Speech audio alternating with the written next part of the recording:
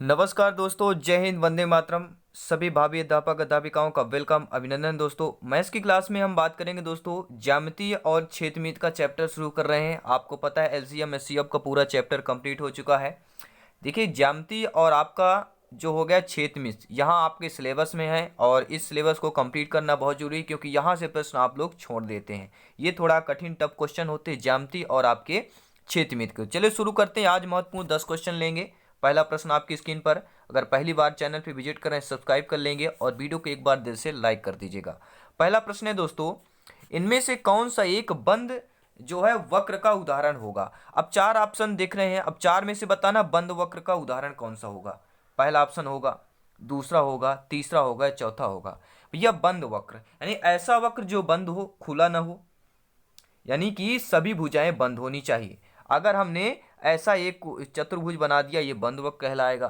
त्रिभुज हमने बना दिया वक्र बंद कहलाएगा। गोला बना दिया यानी कि जो भुजाएं हो वह क्या हो, चारों तरफ से बंद होनी चाहिए। तो किस ऑप्शन पे आप लोग देख पाए तो देखते होंगे। देखिए यहाँ पे तो खुला हुआ है पूरा जेड, यहाँ पर भी आपका खुला हुआ है यहाँ पे थोड़ा सा, और ये तो पूरी तरह से ही खुला हुआ है। तो देखिए फोर्थ ऑप्शन जो है यह बंद वक्र का उदाहरण कहलाएगा। फोर्थ ऑप्शन सही हो जाएगा। अब देखते हैं दूसरा प्रश्न क्या है। स्क्रीन पर देखिएगा दूसरा प्रश्न क्या है, ध्यानपूर्वक देखिएगा। इनमें से कौन सा जो है द्विविमीय आकृति का उदाहरण नहीं है। नेगेटिव प्रश्न है। अब आपको बताना है इस पर से कि द्विविमीय जो है आकृति का उदाहरण कौन सा नहीं होगा। देखिए दोस्तों द्विविमीय आकृति यानी शंक्वाकार जो आकृति होती है वह द्विविमीय आकृति नहीं होती, क्योंकि यह एक त्रिविमीय आकृति होती है। कैसी हो जाती है, यह त्रिविमीय आकृति हो जाती है। द्विविमीय आपकी आकृति ये है, पहला है, दूसरा है, तीसरा है, ये सभी द्विविमीय आकृति है।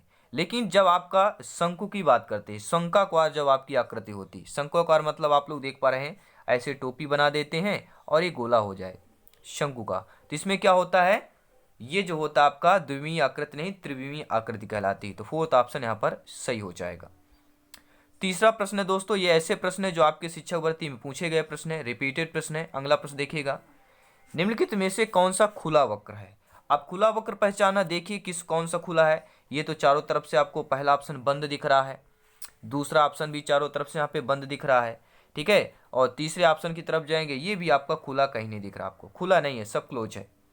वायु तक, हवा तक भी अंदर नहीं जा सकती। लेकिन हमें ये तो पूरा दिख रहा है, ये पूरी तरह से खुला है, कहीं भी क्लोज नहीं। अगर ये यहाँ से बंद होता तो ये भी आपका बंद होता, लेकिन ये खुला हुआ है, ठीक है। जो खुला हुआ, तो फोर्थ ऑप्शन क्या हो जाएगा दोस्तों, यह ऐसा खुला वक्र कहलाएगा। फोर्थ ऑप्शन सही हो जाएगा।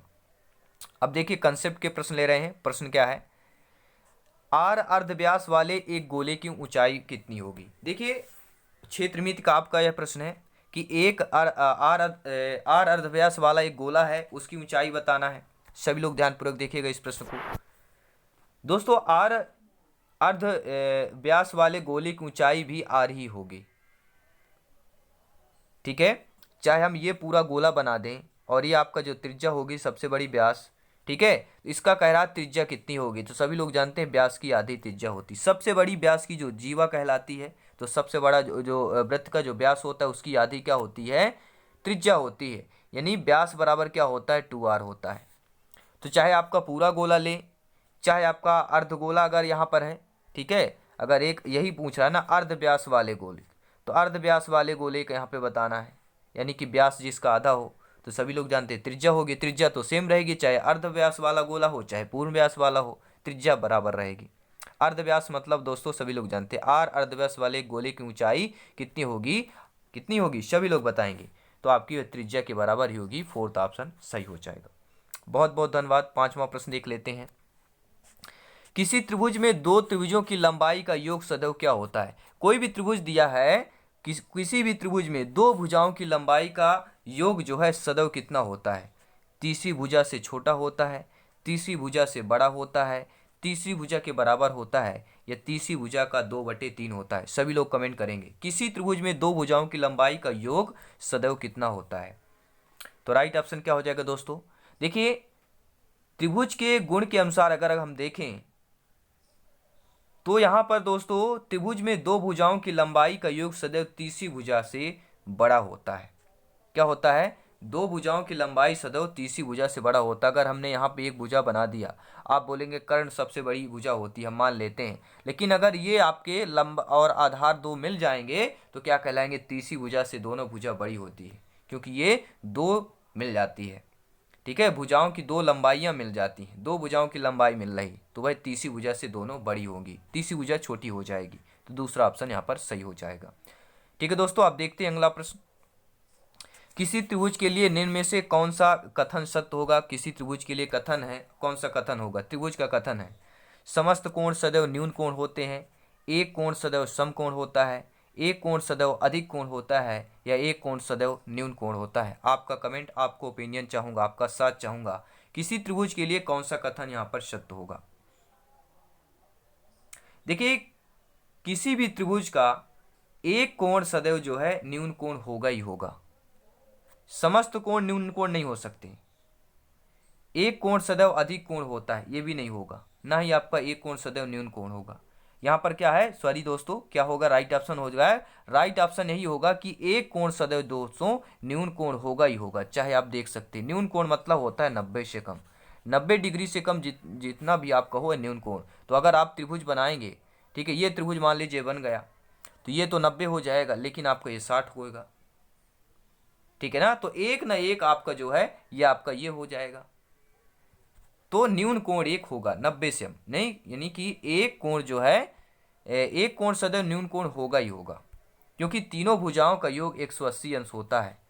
ठीक है दोस्तों, तो एक आपका न्यून कोण होगा ही होगा। तो यहाँ पे क्या हो जाएगा, कौन सा कथन सत्य है, तो आपका राइट ऑप्शन क्या हो जाएगा यहाँ पर दोस्तों, फोर्थ ऑप्शन सही हो जाएगा, किसी भी त्रिभुज का एक कोण सदैव न्यून कोण होता है। आप देखते हैं अगला प्रश्न। देखिए, कोण से संबंधित अगर कंसेप्ट वाली क्लास चाहते हैं तो कमेंट कीजिए, कंसेप्ट वाली भी क्लास हम बता देंगे, कोण, त्रिभुज, भुजाएं, यहाँ से जो प्रश्न आते हैं, ठीक है, अधिक कोण हो गया, समद्विबाहु त्रिभुज हो गया, ये सारी चीज़ें यहाँ से प्रश्न आते हैं। हमने कंसेप्ट आपकी क्लास आपको नहीं बताई, हम सोचे क्योंकि एग्जाम पास में है, डायरेक्टली क्वेश्चन करते हैं। ठीक है, और तो त्रिभुज से संबंधित आपने ये सारी बातें जान ली। अब चलते हैं क्वेश्चन की तरफ, सभी लोग क्वेश्चन की तरफ चलते हैं। ठीक है, चलिए, यहाँ पर समकोण त्रिभुज क्या होता है, समकोण सभी लोग जानते हैं 90 अंश का होता है, और अधिक कोण क्या होता है, 90 से अधिक होता है, वह क्या हो कहलाता है, अधिक आपका कहलाता है। चलिए अगला प्रश्न, 8वां प्रश्न देख लेते हैं, क्या है स्क्रीन पर है।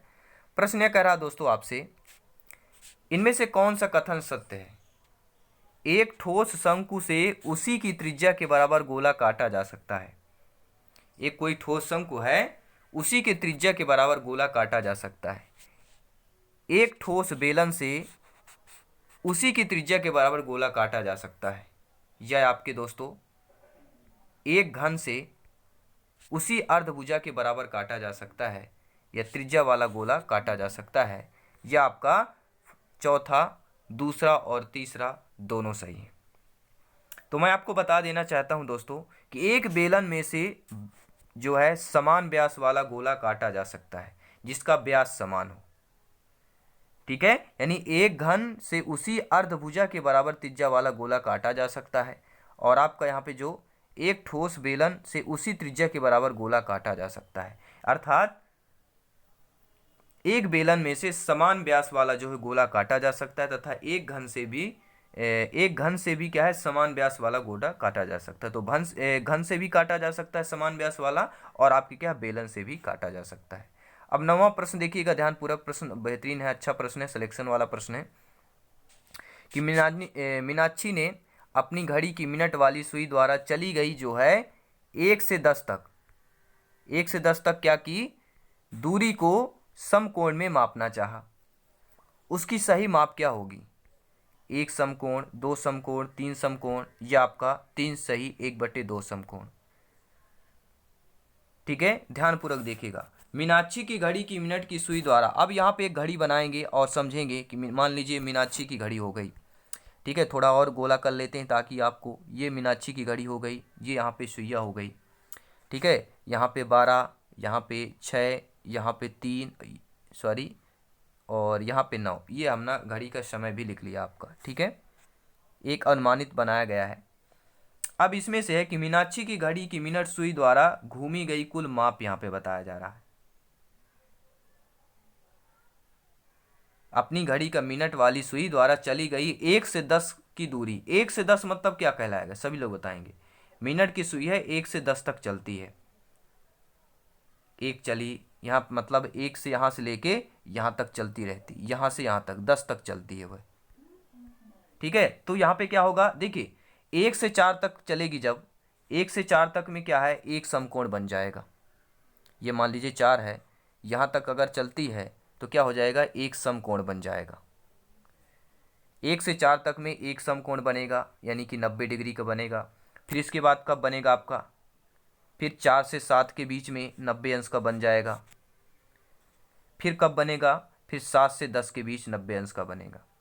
टोटल कितने, 1 बजे से लेके कितने बजे तक, वह 1 बजे से लेके आपका 10 बजे तक का देखना कितने समकोण बनेंगे। तो 1 से 4 तक बनेगा एक समकोण, फिर बनेगा 4 से 7, फिर बनेगा 7 से 10, यानी 3 घंटे के अंतराल में आपको क्या है, समकोण बन जाता है। जैसे यहाँ पर अगर हम देखें, ये आपका घड़ी हो गया, ये 12 हो गया, ये 6 हो गया, ये 3 हो गया, ये 9 हो गया, तो एक समकोण इधर बन गया, एक समकोण इधर, एक समकोण इधर। इसी प्रकार यहाँ पे क्या बन गया, ये घड़ी है, ये आपका 1 हो गया, ठीक है, ये 4 हो गया, और ये क्या हो गया, ये आपका 10 हो गया। तो ये क्या बन रहे हैं, एक समकोण बन रहा है यहाँ पे। ठीक है, कितने, 3 समकोण बन रहे हैं, एक ये बन रहा है, एक ये बन रहा है, एक 3 समकोण बन जाएंगे। तो राइट ऑप्शन क्या हो जाएगा, तीसरा ऑप्शन सही हो जाएगा। आई होप आप लोग समझ पाए होंगे। अब देखते हैं 10वां प्रश्न। एक वर्गाकार आधार पर राजीव द्वारा बनाए गए पिरामिड में कितने त्रिभुज बनेंगे। कोई एक वर्गाकार आधार पर बनाए गए पिरामिड में कुल कितने त्रिभुज बनेंगे और इनकी संख्या बताना। अब वर्गाकार आप बोलेंगे कैसा, एक वर्गाकार मतलब होता है ये वर्गाकार ऐसे पिरामिड बना और इस पिरामिड में कितने त्रिभुज बनेंगे ये बताया गया। यानी कि पहले तो एक त्रिभुज ये बन गया, ठीक, फिर ये यहाँ मिलेगा, ये ऐसा वर्गाकार पिरामिड बनेगा। अब इसमें बताइए कितने त्रिभुज होंगे, सभी लोग बताएंगे कितने त्रिभुज आपके इसमें बन रहे हैं। तो इसमें आपके दोस्तों 4 त्रिभुज बन रहे हैं। कितने त्रिभुज बन रहे हैं, सभी लोग बताएंगे। इसमें दोस्तों आपके 4 त्रिभुज बन रहे हैं। पहला, ध्यान दीजिएगा, कलर चेंज कर लेते हैं ताकि आप लोगों को समझ में आए। एक त्रिभुज तो ये बना आपका, ठीक है। दूसरा त्रिभुज बता दें कौन सा है, दूसरा त्रिभुज आपका ये बनता है, तीसरा त्रिभुज ये बनता है, और चौथा त्रिभुज भी बता देते हैं आपको। चौथा त्रिभुज भी बता देते हैं कौन सा बनेगा, सभी लोग ध्यानपूर्वक देखिएगा। चौथा त्रिभुज आपका ये बन गया। 4 त्रिभुज ऊपर ही बन रहे हैं, यानी कि आपका तीसरा ऑप्शन सही हो जाएगा।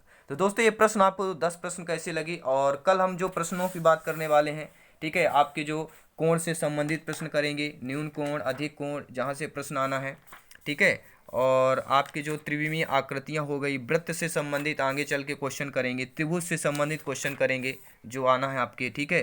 कोण हो गए, न्यून कोण, समकोण, अधिक कोण, पूर्णक कोण, आसन्न कोण, रेखी कोण, शीर्षाभिमुख कोण। तो कल हम क्लास में करने वाले हैं। सभी मित्रों को जय हिंद, वंदे मातरम। जल्दी मिलते हैं क्लास पर। धन्यवाद सभी का दोस्तों।